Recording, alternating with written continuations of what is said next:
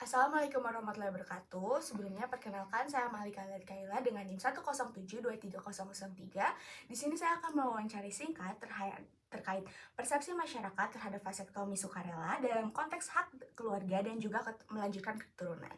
Nah, di sini saya bersama dengan narasumber. Bisa memperkenalkan diri terlebih dahulu, Pak? Ya, selamat pagi Bapak Ibu. Saya dengan Nino, usia saya 56 tahun.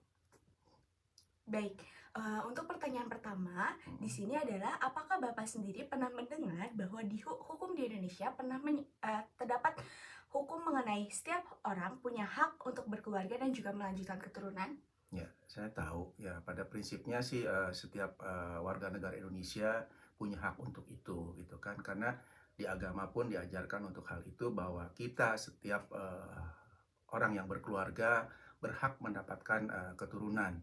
Tapi dalam hal ini menyangkut populasi warga negara Indonesia yang sudah sangat banyak, ini pun harus ada pengendalian dari pemerintah. Mungkin dalam hal ini ada itikat baik juga dari pribadi masing-masing bahwa dalam berumah tangga kita harus mengukur dan mengatur jarak antara kelahiran anak pertama, kedua, dan ketiga.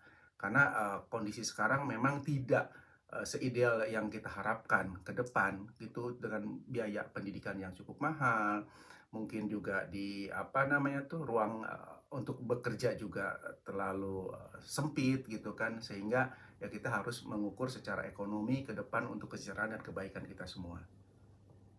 Baik, tadi yang Bapak nyatakan adalah suatu upaya pengendalian populasi dari masyarakat. Ya. Nah, terdapat pernyataan atau inisiasi dari pemerintah Gubernur Jawa Barat yang sekarang ini lagi booming terkait dengan vasektomi. Nah, Bapak sendiri apakah tahu apa itu vasektomi? Ya, saya tahu mengenai vasektomi itu adalah salah satu ya untuk mengendalikan kelahiran selain KB konvensional ya ada spiral, ada pil gitu kan. Nah, ini ada satu langkah secara medis yang dilakukan oleh setiap orang yang berinisiatif secara pribadi dan sukarela melakukan pengendalian kelahiran anak-anak dengan melakukan vasektomi. Nah, ini secara hukum juga dimungkinkan ya, baik hukum negara maupun hukum agama, tapi balik lagi harus secara transparan dan sukarela. Seperti itu. Nah, dari Bapak sendiri tentang pernyataan tersebut yang diinisiasi oleh pemerintah Gubernur Jawa Barat tentang vasektomi ini bakal dilakukan terhadap pria atau bapak-bapak untuk sebagai bentuk tanggung jawab atas KB. Apakah Bapak menyetujui hal tersebut atau seperti apa?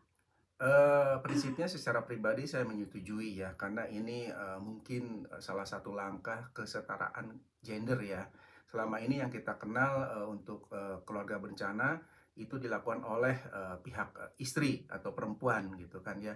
Nah, ini dilakukan oleh pihak laki-laki bahwa laki-laki pun turut dan wajib berperan untuk melakukan pengendalian tingkat kelahiran ya supaya ya semuanya menjadi satu langkah positif buat keluarga. Pengendalian ini diperlukan supaya satu konsistensi di mana dari sisi kesehatan juga dimungkinkan hal itu gitu kan. Terus dari sisi ekonomi juga dimungkinkan hal itu. Jadi semua aspek harus dikendalikan supaya berjalan dengan baik. Baik, dari Bapak sendiri telah menyetujui dengan adanya vasektomi yang dilakukan kepada suami atau kepada Bapak. Nah, dari Bapak sendiri apakah melihat dari vasektomi ini tuh bertentangan dengan hak untuk memiliki keturunan? Sama sekali tidak, gitu kan. Karena kan dilakukan secara sukarela. Kalau dilakukan dengan paksaan, ya otomatis itu sudah melanggar HAM ya. Kalau dengan sukarela berarti kan itikat baik dari diri kita itu untuk melakukan seperti itu. Ya tadi yang saya sebutkan, aspek-aspek kesehatan juga berperan penting untuk pengendalian tingkat kelahiran, ya termasuk juga dari sisi kesehatan yang lain, seperti itu. Baik, mungkin untuk pertanyaan terakhir ini adalah menurut Bapak sendiri bagaimana seharusnya kebijakan keluarga berencana di Indonesia ini ditetapkan agar kita tuh bisa tetap menghormati hak asasi dari sesama manusia. Ya, pengendalian pertumbuhan penduduk itu harus dilakukan sinergi antara pribadi dan negara. Negara sudah mengatur hal itu, gitu kan. Undang-undangnya pun ada jelas Jadi tidak ada keraguan kalau misalnya setiap warga negara melakukan vasektomi untuk pengendalian tingkat kelahiran gitu kan. Cuma serapan dari program itu harus secara transparan dan adanya sosialisasi bagaimana keuntungan dan kerugiannya program vasektomi gitu kan. Semuanya itu harus dilakukan secara terbuka sehingga masyarakat bisa mencerna dengan baik, memahami dengan baik semua langkah-langkah tersebut sehingga program ini bisa berjalan selaras dengan apa yang dilakukan oleh setiap warga negara Indonesia dan pemerintah. Undang-undang sudah mengatur dan agama pun tidak melarang untuk itu selama tidak dilakukan secara permanen. Jadi hal ini harus diikut sertakan oleh seluruh masyarakat Indonesia supaya hal ini berdampak terhadap pertumbuhan perkembangan kelahiran ya, pengendalian tingkat kelahiran sehingga diharapkan kesejahteraan bisa muncul untuk setiap warga negara Indonesia. Hal itu harus dilakukan secara transparan tanpa ada paksaan, semua sukarela dan harus ada sosialisasi termasuk dalam dampak kesehatan setiap warga negara Indonesia. Demikian. Baik, terima kasih Pak atas tanggapannya dan pernyataannya terkait proses dengan vasektomi dan sebagainya. Terima kasih juga sudah meluangkan waktu untuk melakukan sesi wawancara pada saat ini. Untuk semuanya terima kasih. Wassalamualaikum warahmatullahi wabarakatuh. Waalaikumsalam warahmatullahi wabarakatuh. Baik, sebelumnya perkenalkan saya Miranda Farah dari Institut Teknologi Bandung. Izin mewawancarai Bapak untuk keperluan mata kuliah PKWN. Sebelumnya boleh disebutkan nama dan usia Bapak? Nama saya Erwin, usia 55 tahun. Baik. Untuk pertanyaan yang pertama, apakah Bapak pernah mendengar bahwa dalam hukum di Indonesia, setiap orang punya hak untuk berkeluarga dan melanjutkan keturunan? Ya, sesuai Undang-Undang Dasar 1945, Pasal 28B, itu dinyatakan bahwa setiap orang berhak membentuk keluarga dan melanjutkan keturunan melalui perkawinan yang sah. Nah, sesuai pasal ini menegaskan hak individu warga negara untuk berkeluarga dan melanjutkan keturunan. Dan ini merupakan bagian dari hak asasi manusia. Baik. Untuk pertanyaan yang kedua, apakah Bapak pernah mendengar tentang vasektomi sebelumnya? Ya, pernah mendengar istilah vasektomi, yaitu jenis kontrasepsi pada pria dengan memutus aliran sperma sehingga pria tidak dapat membuahi sel telur. Dengan demikian, apabila seorang pria divasektomi berarti dia tidak bisa memberikan keturunan. Untuk yang ketiga, apakah Bapak tahu tentang pernyataan Deddy Mulyadi yang menganjurkan laki-laki untuk melakukan vasektomi sebagai bentuk tanggung jawab KB? Ya, saya pernah mendengar hal itu. Kalau tidak salah, vasektomi juga diusulkan menjadi salah satu syarat menerima bantuan. Ya. Dengan alasan karena banyak keluarga prasejahtera yang tetap memiliki banyak anak, padahal penghasilan mereka terbatas. Nah, menurut pendapat saya, vasektomi tidak perlu menjadi syarat wajib, karena program keluarga berencana dapat dilakukan dengan berbagai cara. Sebaiknya, program keluarga berencana harus lebih diintensifkan lagi agar menyentuh rumah tangga prasejahtera mulai dari usia remaja. Jadi dengan melakukan sosialisasi, memberikan pemahaman, membangkitkan kesadaran, sampai dengan membantu implementasi untuk pencegahan kehamilan harus dapat dilakukan dengan lebih baik lagi. Untuk yang keempat, apakah Bapak melihat vasektomi bertentangan dengan hak untuk memiliki keturunan dan mengapa? Menurut saya, vasektomi adalah salah satu pilihan dalam menjalankan program keluarga berencana. Vasektomi tidak akan bertentangan dengan hak memiliki keturunan apabila pelaksanaannya diserahkan kepada masing-masing individu, menjadi hak individu dan dilaksanakan secara sukarela. Vasektomi dapat dilaksanakan apabila ada persetujuan suami dan istri. Untuk pertanyaan yang terakhir, menurut Bapak, bagaimana seharusnya kebijakan keluarga berencana di Indonesia diterapkan agar tetap menghormati hak asasi manusia? Ya, kebijakan keluarga berencana di Indonesia harus diterapkan dengan mengedepankan hak-hak individu untuk memiliki keturunan. Program keluarga berencana dapat terlaksana dengan baik apabila sosialisasi dan program dilakukan secara terstruktur mulai dari pusat, daerah, sampai lingkungan terkecil RT dan RW. Nah, program ini juga harus disampaikan sejak usia remaja dengan memasukkan program keluarga berencana dalam kurikulum pelajaran sekolah SMA ataupun perguruan tinggi. Mungkin itu pendapat saya. Terima kasih sebelumnya Bapak. Terima kasih sama-sama. Jadi buat pertanyaan pertama, apakah Ibu pernah mendengar bahwa di Indonesia tuh ada hukum tentang hak untuk berkeluarga dan juga melanjutkan keturunan? Iya, hukum di Indonesia itu mengatur hak untuk berkeluarga dan melanjutkan keturunan dan diakui dan dilindungi oleh Undang-Undang Dasar 1945 dan peraturan undang-undang lainnya. Jadi buat pertanyaan selanjutnya, apakah Ibu mengetahui tentang vasektomi? Iya, vaksektomi adalah prosedur sterilisasi pada pria untuk mencegah pasangan, yaitu untuk mencegah pasangan supaya tidak memiliki keturunan atau tidak punya anak lagi. Begitu. Buat pertanyaan ketiga, apakah Ibu tahu tentang pernyataannya Deddy Mulyadi yang menganjurkan laki-laki untuk melakukan vasektomi sebagai tanggung jawab KB?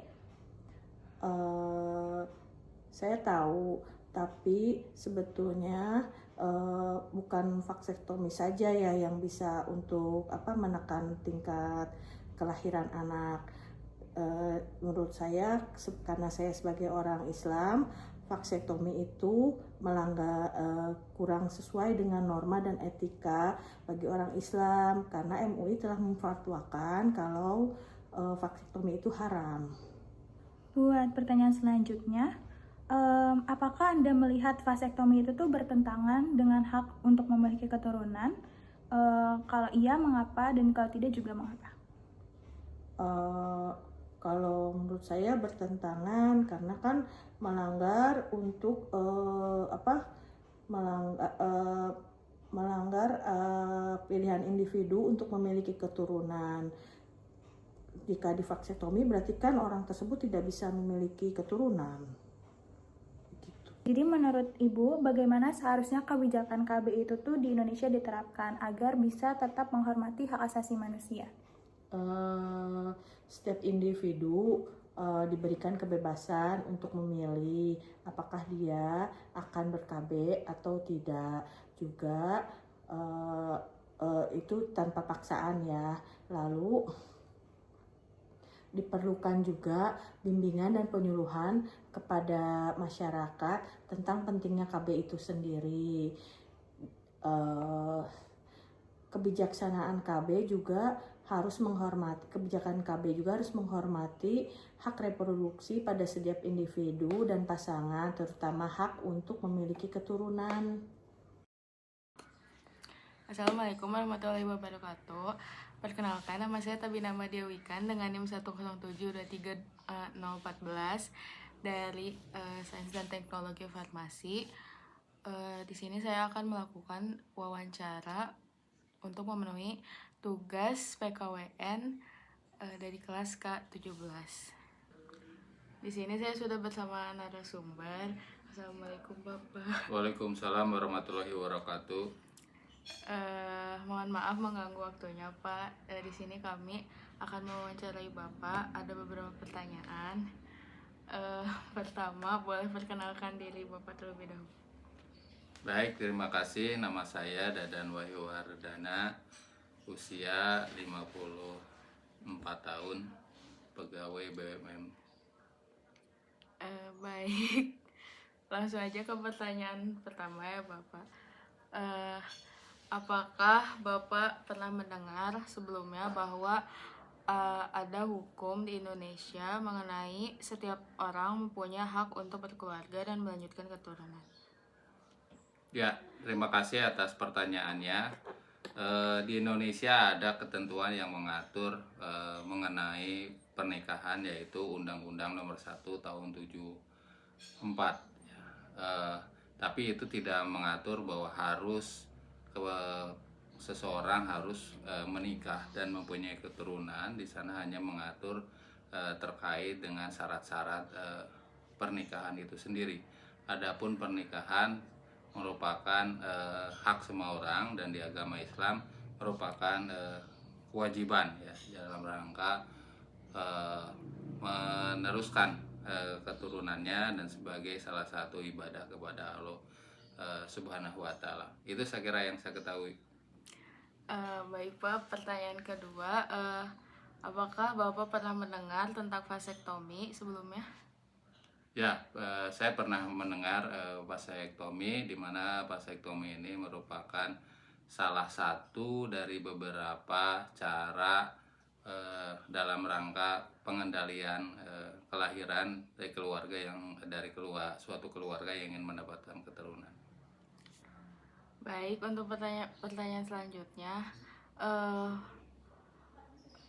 mengenai tadi vasektomi itu kan pernah dinyatakan oleh Gubernur kita Deddy Mulyadi yang menganjurkan laki-laki untuk melakukan vasektomi sebagai bentuk tanggung jawab KB. Apa tanggapan Bapak mengenai hal ini? Ya, vasektomi itu salah satu dari alat untuk mengendalikan kelahiran gitu ya. Tetapi itu merupakan pilihan. Jadi setiap orang atau laki-laki yang sudah berkeluarga boleh memilih cara untuk mengendalikan kelahirannya, yaitu bisa dengan pil, kemudian vasektomi, ada tubektomi ya. Tapi itu merupakan pilihan saja, jadi tidak merupakan keharusan gitu ya. Sehingga orang ketika akan memilih caranya tentu akan mempertimbangkan pro dan kontranya, gitu mungkin. Baik, untuk pertanyaan selanjutnya, apakah Bapak melihat vasektomi itu bertentangan dengan hak untuk memilih keturunan? Mengapa? Kalau tidak juga mengapa?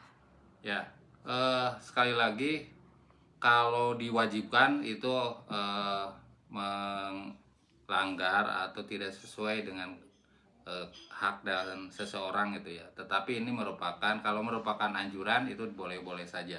Tapi kalau dipaksakan seorang harus vasektomi, tentu itu tidak baik ya, karena tidak sesuai dengan keinginannya, yang mungkin juga tidak akan sesuai dengan kondisi tubuhnya dan lain sebagainya. Sehingga kalau merupakan anjuran dari pemerintah itu baik-baik saja, asalkan jangan merupakan paksaan semua harus vasektomi, tapi seseorang harus dikasih pilihan untuk mengendalikan kelahirannya. Baik, untuk pertanyaan selanjutnya, menurut Bapak bagaimana seharusnya kebijakan keluarga berencana di Indonesia diterapkan agar tetap menghormati hak asasi manusia atau HAM? Ya, yang pertama tentu harus kembali lagi seperti tahun-tahun sebelumnya ya, digelorakan lagi untuk program keluarga berencana ini, dan masyarakat diberikan edukasi gitu ya. Apa saja alat keluarga berencana atau alat untuk mengendali kelahiran tersebut, dan mereka dikasih pemahaman yang seluas-luasnya, pro dan kontranya seperti apa gitu ya, sehingga setiap orang yang berkeluarga bisa memilih alat kontrasepsi atau cara untuk mengendalikan kelahirannya. Jadi jangan langsung di satu kasih pilihan, tetapi memang harus disosialisasikan sejak awal, sudah paham baru mereka akan bisa memilih, dan itu akan lebih baik jika hanya diberikan satu pilihan. Baik Bapak, terima kasih. Segitu aja wawancaranya. Terima kasih, semoga sukses Dek. Ya, Assalamualaikum warahmatullahi wabarakatuh. Perkenalkan, nama saya Nadia Faza. Di sini saya akan melakukan wawancara untuk memenuhi tugas PKWN. Di sini saya sudah bersama narasumber. Boleh perkenalkan diri, nama dan usia Bapak? Ya, nama saya Piko Arianto. Saya lahir 19 Januari 80. Usia saya sekarang adalah 46 tahun. Status saya berkeluarga. Anak saya ada 3. Mungkin langsung ke pertanyaannya. Boleh. Yang pertama, apakah Bapak pernah mendengar bahwa di hukum Indonesia itu setiap orang punya hak untuk berkeluarga dan melanjutkan keturunan? Pernah dengar, tapi itu adalah bagian dari hak asasi manusia. Cuman hukum di Indonesia-nya pasal berapa atau apa ini saya tidak begitu paham. Tapi yang pasti itu adalah hak asasi manusia. Kalau sebelumnya, apakah Bapak pernah mendengar tentang vasektomi? Vasektomi pernah dengar. Itu kalau nggak salah sih salah satu metode KB ya. Ya, itu. Kayaknya sih khusus untuk pria ya. Ya, itu yang sejauh saya dengar. Jadi mungkin apakah Bapak sudah tahu pernyataan tentang salah satu pemerintah itu Deddy Mulyadi yang menganjurkan laki-laki untuk melakukan vasektomi? Pernah dengar anjuran itu sih, pernah dengar. Menurut Bapak, tanggapan Bapak gimana tentang hal itu? Balik lagi pernyataan saya awal itu adalah hak asasi manusia untuk dapat memiliki keturunan dan mempunyai berkeluarga dan mempunyai keturunan.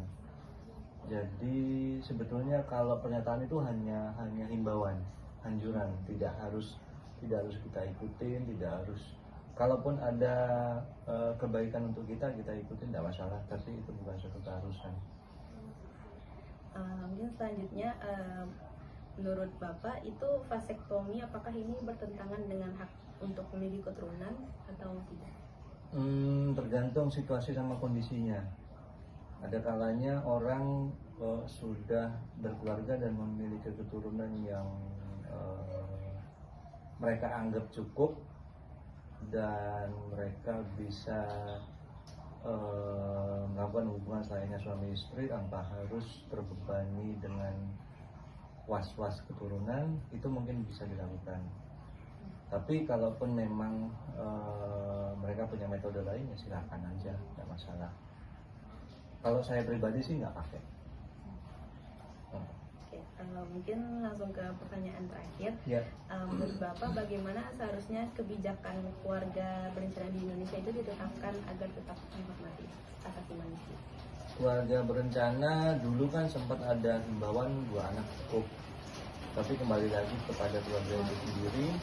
Terkadang suatu keluarga pengen punya banyak anak kayak gitu, kita juga nggak bisa cegah, karena itu yang balik lagi awal bahwa ada manusia, kita mesti hormati untuk dapat berkeluarga memiliki keturunan. Dan kalaupun keluarga-keluarga atau pasangan juga sekarang punya pengertian ataukah punya metode untuk dijadikan, kita akan. Tapi kalau saya pribadi sih bahwa sebetulnya ini kembali lagi ke asasi manusia sih, ada itu kan ada asas, itu kembali lagi ke manusia seperti itu. Mbak Nadia. Yang mungkin itu tadi Baik.